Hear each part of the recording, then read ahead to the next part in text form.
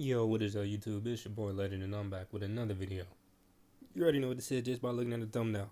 Now, if you guys like the video, make sure to hit that like button, subscribe while you're at it.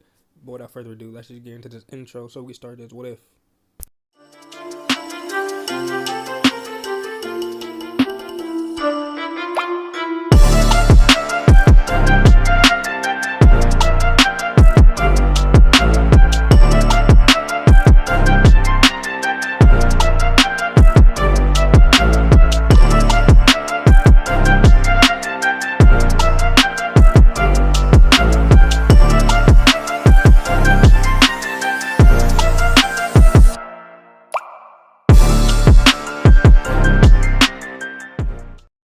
Alright guys, we start this episode off with Itachi as he walked through a hallway in the Hidden Rain village. He looked out of a window and he saw the clouds coming back in. He made it just in time. Pain was currently making his preparation to go to the Leaf, and if he would have been outside while the rain was falling, he would have a lot of explaining to do. He heard the opening of a door and he quickly turned into crows as he flew around a corner and into a vent. Conan and that's not pain. No, that is pain. It's just a woman. The two walked as they made their way down the stairs and out of the tower. Itachi then materialized back into the hallway. She did say that he has multiple bodies. This should not surprise me. I've heard them all in action before, but I've only seen 2 of them so far. Itachi made his way up a flight of stairs and into a large door. He opened it, and there they were. The Preta path, the Raka path, Asura path, and the human path. They all stood against the wall, lifeless, with their eyes closed. Missions like this are child's play. Itachi pulled a kunai and slashed all the eyes of the pains before tapping his earpiece. Shisui, come get me. With that, Itachi was sucked away into a swirling vortex. Back with Naruto, he sat in his cell and scowled as he looked down at the ceiling array he created. He didn't know what, but it was missing something. He was currently working on the barrier for the village, but it was missing something. No, it wasn't missing something. It was missing a lot of things. Naruto scratched out the seal. That was his 5th attempt. Maybe he should just go to Ino for some inspiration once he gets out of here. Even though he was more advanced in seals than she was still going to be a seal master one day. Meanwhile, Kakashi, 2 days later, he dropped down from a tree. From this point on, we have to be cautious. This is stone territory. Come across any stone shinobi, kill them swiftly if you can. Uncle and Tatsumi nodded as they continued at a slower pace. With Temari, she opened her eyes and looked around. She was now strapped to a chair with a man in front of her with a white lab coat on. He was tall and bald. She watched him reach over the counter and straighten his medical scalpels before he picked up a syringe and pressed the air out of it as some of the liquid squirted out. She tried to scream, but the gag in her mouth didn't help. Not to mention that her throat felt like it was on fire. Ah, you're awake. That's good. I did the best I could with your injuries, but they told me not to use the best of our equipment. But I feel as though my work is still just as good. He then walked over to her with the needle and went to inject it into her, but she shrugged away. He frowned and pointed at her wrist that had chain cuts on them. Your tetanus shot. He then shot the liquid into her arm, causing her to flinch. The door of the office was then kicked open as the same man from earlier entered, prompting Temari to glare hard at the man. Okay, Doc, she looks good enough. Now it's time for you to leave. I have some unfinished business with this one. The doctor quickly left, making sure not to look at the Jonin as he made his way over to the counter. You know, he's the best doctor in the village. He's no Tsunade Senju, but he's damn good. He even made all those disgusting, blisters that the boiling water gave you, non-existent. But him being a good doctor is a bad thing for you. Simply put, I can cause as much pain to you as I want, and he will keep you alive. He then picked up a scalpel and walked over to Tamari and stabbed it into her left hand, but she bit her tongue, preventing any scream from exiting her mouth. Oh, did your pain tolerance increase in such a short amount of time? How about this? He then grabbed her index finger and snapped it to the side, causing her to scream through the gag. Then he ripped it from her mouth as a tear rolled down her eye. Her left hand was in so much pain that she didn't even notice him cut her panties from her waist with a kunai until he said, "Cute stubble." Tamari tried to kick but failed as Orpheus laughed. I can ruin you for every man right now in more ways than one. So, do you want to talk now? Tamari glared down at him. Orpheus grinned before he pulled a kunai and dragged it on the inner thigh before placing the tip at the entrance of her lower areas. He then looked up at her while she glared down at him with tears in her eyes. He was about to shove it in, but Kuratsuchi burst through the door. Oi, Orpheus! We need you to go on lookout. A lot of our men have been dropping like flies within the past hour. Orpheus sighed. Things were about to get interesting, but now his plans were ruined. But he obeyed, with Kakashi. He pulled his lightning-covered hand from a mud wall as it crumbled, showing a stone tuning behind it. That makes 27 for me, Copy Ninja. How about you? Asked Anko. Kakashi sighed before saying 41 as he covered his Sharingan. Kakashi turned to face Anko to see her nursing her shoulder. Where's Tatsumi? Anko pointed to a tree where Tatsumi was leaning. Okay. We are only 1 mile out. This is what's gonna happen. Anko is the best at slipping in and out of places. She will go and get Tamari. Me and Tatsumi will cause the distraction. Anko, how long can you hold your breath? Anko grinned. I could tell you, Kakashi, but there's only one person that needs to know that. Kakashi's sweat dropped before he waved her off. Little did they know that there was someone listening as he grinned. This is perfect. Now I'll have 2 people to play with, and I'm sure I'll get my answers. Orpheus then turned to Mud and left to start his preparations for his new guest with Sasuke.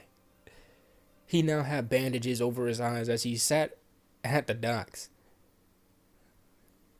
The next boat wasn't scheduled to leave for about another 2 hours, so it gave the second team more time to catch up. But what Sasuke and Jo failed to notice was a pair of red and purple lines that looked down at them through a dark hood. The swirling vortex then opened up in front of the man as a hand reached out and snatched him into it before closing. The man landed gracefully as Shisui appeared in front of him. So, what do you plan to do? It's dangerous for me to keep you around because I don't know your intention. So, what are you up to? And don't think of lying. The man started to chuckle. He then spoke in a raspy voice. I assure you, my intentions are harmless. Shisui removed his orange mask. Remove the chakra from your vocals. The man chuckled again, but now his voice was deeper and more cold. A smart one you are. I see you're the one who killed Obito. I must commend you. That's not an easy feat. But you did set my plans back. But then again, Obito didn't do much better because he took advantage of me in my weakened state. I'm still here. The man then removed the hood to show a head of long black and gray hair with one Sharingan eye and one Rinnegan in the other. This caused Shisui to step back as he knew who this man was. He shouldn't even be here. This was the real Madara Uchiha. You look like you've seen a ghost. Have a seat. We will talk. Madara then sat down on the floor while moving a strand of hair from his face. Now, where to begin? Madara told Shisui everything, how he saved Obito, to how he trained him, and finally the part where he was on his deathbed and disconnected from the statue. But because he told Obito of his visual prowess of the Mangekyo, he took advantage of him while he was weak. He cast a genjutsu on him, forcing him to transfer his consciousness into the swirly mask White Zetsu, the one known as Super Toby. He did this because he wanted to make Madara's plans his own, but with one difference. He wanted the power of the sage to rule the world himself. He didn't want to do the plan of the Red Moon, and he wanted Madara to see him when the time came for the final stage of the plan. He wanted to be a god. He then went on to tell him how he released himself from the Zetsu and into the body of a Kumo shinobi once Yamato was taken, and how he was only able to do so when the will of the vessel was weakened. Shisui then stood, listening before speaking. So, what's your next course of action? I doubt anyone can handle that amount of power. Not even you. You're far weaker than before. You would be ripped apart from the inside. Madara gave a bitter chuckle. Yes, I'm weak, but I can still hold my own in a fight against any other being. So far, there are a few people that can match me in my weakened state, and you are below me. Madara then shot forward at Shisui as he pulled a scythe from an old seal on his wrist made by his old Uzumaki friend. Shisui sidestepped, looking to counter, but Madara spun and drove a hard kick into his stomach, sending Shisui sliding back. Shisui stopped and pulled his old Anbu Tanto as his Mangekyo Sharingan came to life. He then vanished in the Shanshin, but Madara grabbed him out of it. Shisui then grabbed onto the wrist with an iron grip and smiled as he kamued away Madara's arm, but he didn't even scream. What caught Shisui off guard was how he just grew another arm with little difficulty. Madara then raised his hand. Universal pull. Shisui was pulled to Madara as he readied his scythe, but Shisui made his body transparent, making Madara miss his swing as he readied his Tanto. Shisui's body then shimmered as 7 identical clones emerged. Madara rose an eyebrow. I've never seen a technique like this. They look like clones, but they are all you. What do you call this move? Madara turned and blocked a kick, and he was even more surprised. The kick was heavy, but it had no mass, no density. It had the ability to do damage, but the clone itself was weightless, like air. This is a technique that I've created called Flash Double. You can't cause any damage to the clones, but they can inflict damage onto you. Madara chuckled as his Sharingan morphed. Well then, I guess I have to outpace you. Every move has a weakness, and if I can't harm the clone, then you yourself is the weakness.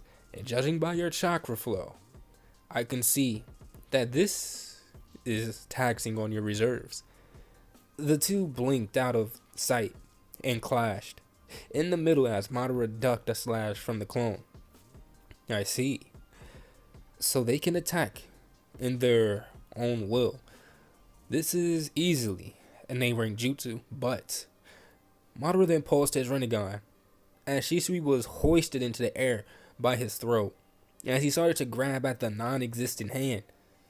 When the caster of the jutsu is unable to control the fluctuation of chakra that he puts out, the jutsu dissipates. With that, Shisui's flash double stopped, and he searched for what was holding him. This technique is called limbo. It's an ability I came up with using the Rinnegan, and there is only two things that can stop them: me and a truth-seeking orb. And you don't possess the second one. Shisui then smirked as 4 clones poofed behind him, as him and his clones went through some hand signs. 5 style, magnetic seal. They all blew out the 5 elements as they merged into one powerful element by force, destroying the limbo clones and temporarily flooding the entire area with the new element. Shisui stood tall as the space in front of him became distorted and Itachi landed gracefully with a confused look, but he said nothing when he saw the condition that Shisui was in. You gave away the weakness of your ability. I may not possess those orb things, but I know that they are made up of all 5 elements and a possible of 2 others. I was able to replicate the orb to a certain extent just by merging all 5 affinities into one attack, creating a new element to deal with your limbo clones. But now, you won't be leaving this place alive, because when me and Itachi work together, we have no weaknesses. Meanwhile, Naruto was getting tired of being in the cell. He and Gar were actually in the cell, so he just cut through the bars. He stepped out and looked at the Anbu that was guarding him, as they just looked at each other before Naruto just walked away. It made no sense for the Anbu to even stop him, since he could have left whenever he wanted to. Naruto left the facility and made his way outside, and he saw that the sun was going down. Naruto made his way to Ichiraku Ramen so he could get something to eat. That, and to check on Ayame. It was shameful to say, but he hasn't really talked to Ayame since Toechi's death.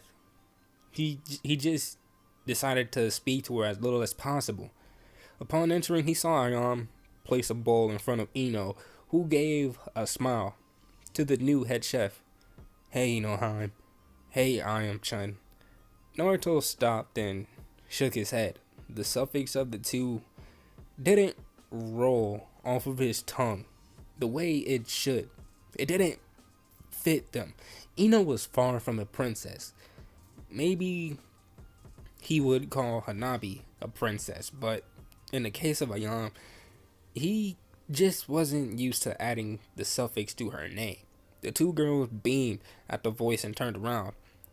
Ayame more than Ino. Hey Naruto-kun, chided Ino. Naruto sat next to her, and Ayame was already making his bowl of ramen. Naruto then looked at Ino's hands and rose an eyebrow when he saw the seals on them. Ino, did you make gravity seals? Ino swallowed the noodle and nodded. She already knew what Naruto was about to say, and she cut him off. Yeah, I need to be at least level 6 at sealing, but I found out my mistake. I accidentally skipped over the most important part in the sealing scrolls, so it was hindering my growth. But when I read it again, everything became a lot easier, and now I'm at level 7 by Uzumaki standard. Naruto smiled. So how much are they? Ino turned away embarrassed. 20 pounds each limb. Naruto smirked as he rolled up his own sleeves to show his own gravity seals. I'm at 80 pounds per limb, and I have an extra 45 pounds on my chest. Ino's mouth fell. So, you're walking around with like an extra 365 pounds. Naruto nodded as Ayame placed the bowl in front of him as he started to eat. A few minutes later, Ino finished her ramen and stood up to pay, but Naruto covered the bill for her. She gave a thank you and a slow kiss on the cheek as she blushed and ran out of the shop as Naruto finished his bowl and paid. Ayam, can I talk with you? Asked Naruto as he stepped behind the counter to help her close shop. She nodded and waited for him to speak, but he only said, "Not here," as he started washing dishes. 30 minutes later, the two were going back to Ayam's house when she asked the question, "Why did you choose me to be one of your wives?" For a second, Naruto said nothing, but he answered, "Because you were one of the few that saw me for me and was kind from day one when you met me. You're someone that I'm comfortable with, and I'm fond of you, and I would have no problem with falling in love with you." Ayam was speechless. Yeah, she heard cheesy and more smoother things from men who just wanted to get into her pants, but she knew Naruto meant what he said. It was because Naruto used to be ignorant. That's what made his words feel even better. Ayam smiled as she took hold of Naruto's arm and held it close like a lifeline. Soon they made it to her home, and upon entering, Naruto immediately noticed a picture frame that was face down. Naruto picked it up, and his breathing hitched. A wave of emotion hit him as he saw him, Toechi, and Ayam as she tried to run back into view of the camera but failed. Naruto smiled. He didn't remember this picture at all, and it caused a tear to streak down his face and land onto the picture. Ayam saw this and gently removed the picture from his grasp. He was now starting to grieve for the old man. "I'm sorry." Ayam looked at him confused. What was he sorry for? "It's my fault. He could have lived, but I let both you and him down. His death is on my hands." Ayam went wide-eyed before she grabbed his shoulders. "It's not your fault.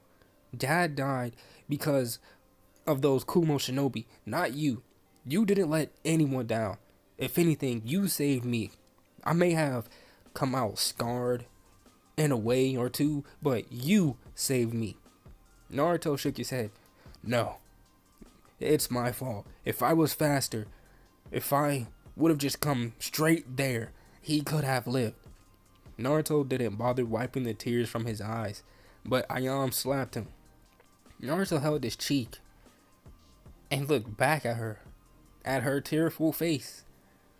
"Listen to me and listen well.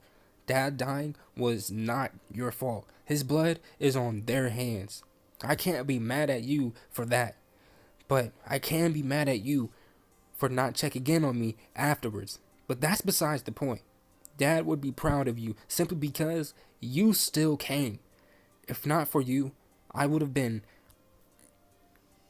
taken advantage of and surely killed. But you prevented that when you destroyed that man's entire chest cavity in front of me. I was nothing but grateful for you. You did more than I could even think of doing to them that day, and for that you have my thanks." She then wrapped her arms around Naruto and buried her face into his chest, soaking his shirt in her tears as Naruto held her back. Naruto had to admit, she smelled nice. The smell of ramen and lavender shampoo. It was an odd but pleasant smell. "Naruto-kun, are we going to stand here all night, or can we sit?" Naruto did something that surprised her. He picked her up, causing her to eep, as he brought her over to the couch and sat down, with her on his lap, as their fingers intertwined. Meanwhile, Kakashi and Tatsumi were now running back to Konoha. Things were bad, and the mission was a failure. Kakashi ducked a kunai as his hand cackled with lightning. Lightning style. Lightning beast hunting fang. Kakashi outstretched his hand as a wolf of lightning rushed at a stone shinobi who jumped off of the branch. Tatsumi and her companion then caught him mid-air with the fang over fang as they tore him in half. as Kakashi watched his stomach fall from his body. Before he flicked a kunai in his hand, he quickly turned to face 6 Iwa Jonin. As the kunai lit up with fire, and his other hand crackled with a purple current of lightning, they all rushed at him, as he dodged through all of them, moving with finesse of a seasoned warhawk. He threw the kunai as it embedded itself into the Jonin's shoulder before the flames quickly spread, burning him alive. Kenji! Kakashi rushed forward, as his lightning-coated hand outstretched, but the man leaped back and went through hand signs. Fire style, Phoenix Flower Jutsu. Kakashi had to dodge the projectiles, but another Jonin was on his tail as he tossed multiple kunai with exploding tags. Kakashi saw this, and at the last moment, he kamui'd away and appeared behind the man and plunged his hand through his chest, causing him to cough up blood. Kakashi pulled back his hand and turned as his Sharingan left a red streak through the air. He looked up and saw 3 Jonin coming down on him before they all turned invisible. Little did they know that the Sharingan does not focus on a person as a figure, but on the person's chakra, emitting it as a color. Kakashi quickly made his body intangible as they all passed right through him. He then made 2 clones and sent them forward. Lightning cable. It was in the heat of the moment, and Kakashi didn't see Tatsumi in the distance. Tatsumi, get out of the way! She quickly jumped away and landed before she sniffed. She quickly turned to see a man with a black Anbu mask. She lashed out with a vicious claw that came in fast. Everything happened slow to the man as he redirected the blow and performed a slash with the kunai. Tatsumi gasped as she stopped. She stopped the kunai before it could continue through to her left breast as her vest was torn and now blood-soaked. She went to slash his throat, but he was predicting her movements like child's play as he ducked and pivoted as he sliced her dog companion across the neck before turning and jabbing the kunai into her side. She couldn't even keep up with his movements as she stumbled back. She then saw it. He had 1 brown eye and 1 fully mature Sharingan. Tatsumi then collapsed as Kakashi finished with the rest and was now glaring up at the stone Anbu. Copy ninja. What a way to meet. I've always wanted to test myself against you. I'm sure I'll be rewarded when I bring back your head. Kakashi was low on chakra, but he lashed out. He was the best Jonin in the village next to Guy. He wasn't going to be beaten by someone who wanted to be like him. Kakashi released all his weights as his speed tripled as he blinked past the Anbu. The Anbu tilted his head as a cut appeared on his mask. The man jumped back and started to throw a kunai with deadly precision as Kakashi grabbed one from the air and deflected all of them. A clone of Kakashi then appeared behind the man. As he heard the sound of 1,000 birds, he turned, but that was his mistake. Kakashi ran, looking to end this. He had a lightning blade ready. The man could do nothing as he was stabbed from both sides by a lightning blade. Kakashi pulled his hand back and made his way over to Tatsumi. She was just unconscious, but she was losing a lot of blood. Meanwhile, Shisui and Itachi were panting. Madara didn't look much better. His Rinnegan was destroyed, so he couldn't absorb chakra. You already lost, Madara, so why continue to fight? Madara laughed. It's the thrill that gets me. It's entertaining. Shisui looked at Itachi as he nodded. Amaterasu. He set the entire cubicle void ablaze as he and Shisui were about to leave, but Madara stopped him. Wait. You don't have an eye. Madara reached up and removed his own eye and threw it to Shisui, who caught it. It makes no sense to die with a perfect Sharingan. Make good use of it. My gift to you for giving me a good fight. The two then left without another word, and collapsed. They were exhausted. They never had to push so hard in a fight. Even if he was weak compared to his prime, Madara was just on a different level of skill. Meanwhile, in Taki, Fu was sent flying into a wall as she slid down and a figure landed in front of her. "Oh, I hope I didn't hurt you too much, Miss Seven. After all, Super Toby needs you alive and well. Super Toby also need to find the big bad three. Leader says," what does Leader say? "Oh yeah, Leader says that he should have reformed by now." Fu looked at him before she passed out from exhaustion. But guys, I'm going to end it off right there. If you guys enjoyed the video, make sure you hit that like button and subscribe while you're at it. Without further ado, I'm out. And I'll see you guys in the next one. Peace.